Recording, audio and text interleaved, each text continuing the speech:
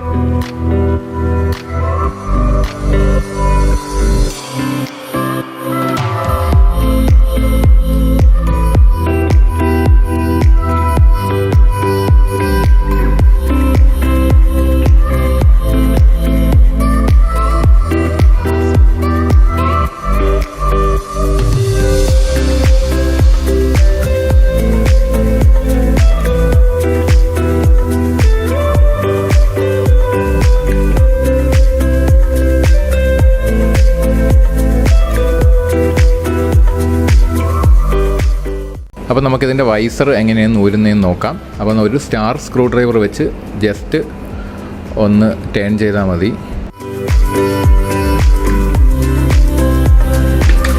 അത് കഴിഞ്ഞ് ആ ഒരു വാഷർ മെക്കാനിസം ഊരുക. മുഴുവനായിട്ട് റിമൂവ് ചെയ്ത് കാണിക്കാം. ജസ്റ്റ് ആ ഒരു സ്ക്രൂ ടേൺ ചെയ്യുക. അത് കഴിഞ്ഞ് വാഷർ റിമൂവ് ചെയ്യുക.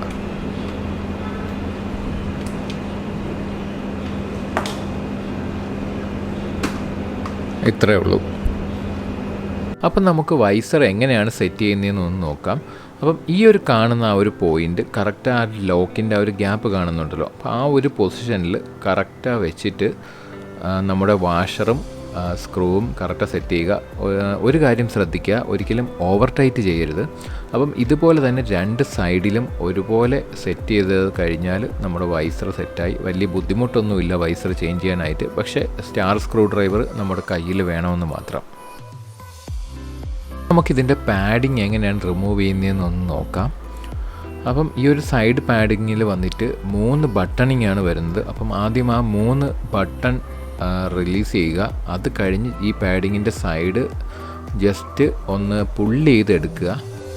അപ്പം ഇതുപോലെ രണ്ട് സൈഡും നമ്മൾ പുള്ള് ചെയ്തെടുത്തു കഴിഞ്ഞാൽ പിന്നെ ഇതിൻ്റെ അകത്ത് ആ ഒരു ടോപ്പ് പോർഷനിൽ വരുന്ന ലൈനറാണ് നമുക്ക് റിമൂവ് ചെയ്യാനായിട്ടുള്ളത്.